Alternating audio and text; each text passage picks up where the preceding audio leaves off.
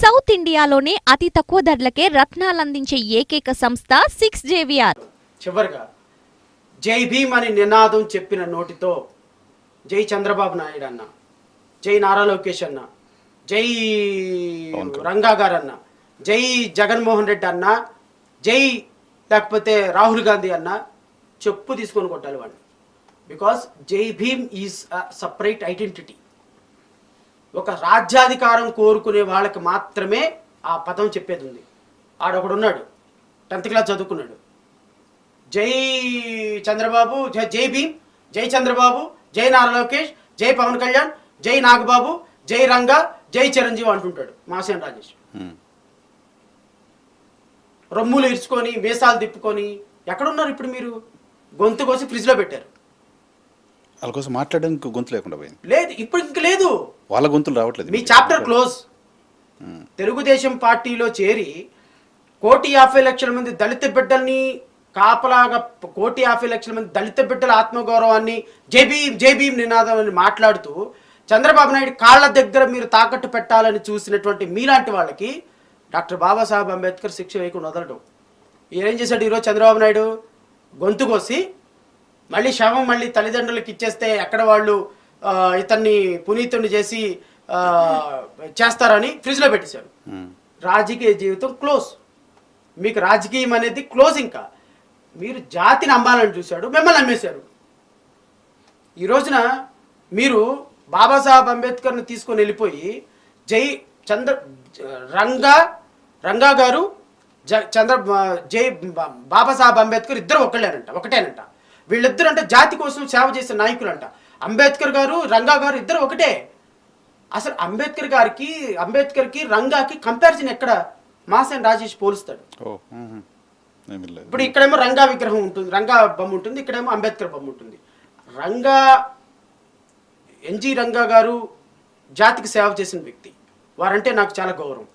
నేను వంగవీటి రంగా గారు, నేను వారి విషయంలో నేను తప్పు పట్టను. కానీ అంబేద్కర్ తో పోల్చి తగిన వ్యక్తి. అంబేద్కర్ ఒక జాతి మనిషి కాదు కదా, మొత్తం దేశం బరువు బలహీన. అసలు ఈయనెక్కడండి? ఈయనెక్కడ?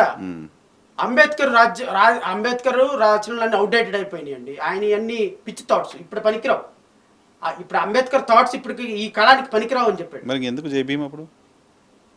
రాష్ట్ర వ్యాప్తంగా ఈ ముఖాన్ని ప్రతి ఒక్కళ్ళు పచ్చిబూతులు తిట్టినోళ్ళు మళ్ళీ మాట మార్చేసి అబ్బాయి అట్టాను లేదు ఇట్టాను లేదని. అంటే చంద్రబాబు నాయుడు ముప్పు కోసం నేను ఒక మాట చెప్తాను. నచ్చిన జగన్మోహన్ రెడ్డిని మోసి జగనన్న అని బట్టలు దించుకొని జగన్మోహన్ రెడ్డిని చీఫ్ మినిస్టర్ చేశారు. జగన్మోహన్ రెడ్డి దగ్గర ఒక పదవి అడిగారు.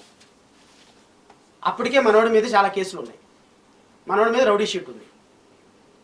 జగన్మోహన్ రెడ్డి ఇనిషియల్గా చాలా డిసిప్లిన్గా ఉన్నాడు. పదవి ఇవ్వాలి అంటే ఎస్సీ కార్పొరేషన్ చైర్మన్ చాలా ప్రాపర్గా ఉన్న వాళ్ళకి ఇవ్వాలి.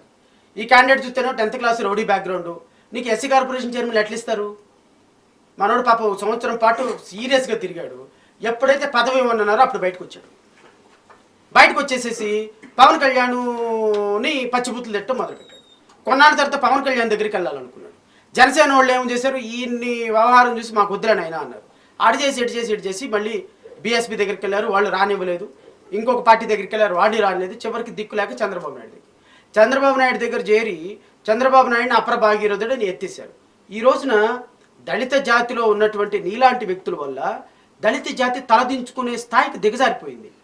ఇలాంటి వ్యక్తులందరూ కూడా జై భీమ్ నినాదం చెప్పి రేపొద్దున జై భీమ్ని ఎక్కడికి తీసుకెళ్తారు? చంద్రబాబు నాయుడు దగ్గరికి వెళ్ళి తాకట్టు పెడదామనే? మీరు జై చంద్రబాబు నాయుడు అనండి, నో ప్రాబ్లం. బట్ జై భీమ్ నినాదం చెప్పారు అంటే మీరు ఇండిపెండెంట్గా ఉండాలి. మీరు ఇంకో పార్టీ జెండా పట్టుకోకూడదు, ఇంకో పార్టీ జెండా మోయకూడదు. నేను నాకు ఇచ్చే డెఫినేషన్. దేశంలో జై భీమ్ అని చెప్తూ చాలా రాజకీయ పార్టీలు ఉన్నాయి కదా. ఏది? చాలా రాజకీయ పార్టీలు ఉన్నాయి. ఇప్పుడు మీరు జై భీమ్, మీరు పార్టీ పెట్టుకున్నారు, మీరు ఇప్పుడు జై భీమ్ అంటున్నారు. ఏమంటారంటే రాజ్యాధికారం కోసం పనిచేసేటువంటి వ్యక్తులు మాత్రమే బాబాసాహెబ్ అంబేద్కర్ ఫాలోవర్స్ గా జై భీమ్ నినాదం చెప్పాలి. మీరు వైఎస్ఆర్ కాంగ్రెస్ పార్టీలో ఉన్నారా? జై జగన్ చెప్పండి. కానీ బాబాసాహెబ్ అంబేద్కర్ని నేను అంబేద్కర్ వాదిని, అంబేద్కర్ ఆలోచన విధానంతో నడుస్తున్నానంటే అంబేద్కర్ ఆలోచన విధానంతో నడిచేవాడివి నువ్వు ఇంకో రాజకీయ పార్టీలో ఉండకూడదు. ఎందుకు తెలుసా? అంబేద్కర్ ఆలోచన విధానం అంటేనే రాజ్యాధికారం. కాంగ్రెస్ పార్టీలో ఎందుకు లేడు ఆయన? బయటకు వచ్చేసరిగా అసలు బయటికి రాలే. ఎప్పుడు జాయిన్ అయ్యాడు? నో, ఆయన ఓన్ పార్టీ. ఆయన సొంత పార్టీ ఉంది. అవును. అంబేద్కర్ అంటేనే ఆత్మగౌరవం సార్. ఆత్మగౌరవంతో బ్రతికేవాడు జై భీమ్ చెప్పాలి. అంతేగాని నేను తెలుగుదేశంలో ఉంటా, జై చంద్రబాబు నాయుడు, జై భీము, అంబేద్కర్ దాన్ని తీసుకెళ్లి తెలుగుదేశానికి తాకట్టు పెడతా, అంబేద్కర్ దాన్ని తీసుకెళ్లి జగన్మోహన్ చంద్రబాబు బీజేపీకి తాకట్టు పెడతా, అంబేద్కర్ దాన్ని తీసుకెళ్లి జగన్ తాకట్టు పెడతానంటే అది జై భీమ్ కాదు. రైట్, చూద్దాం వాళ్ళ వర్షన్ ఏంటో, వాళ్ళ పాయింట్ ఆఫ్ థాట్ ఏంటో. Thank you very much. Thank you అండి. Thank you. ఇది జడా శ్రవణ్ కుమార్ గారితో స్పెషల్ పాడ్కాస్ట్. మరో షోలో మళ్ళీ కలుద్దాం. చూస్తూనే ఉండండి ఈహెచ్ టీవీ.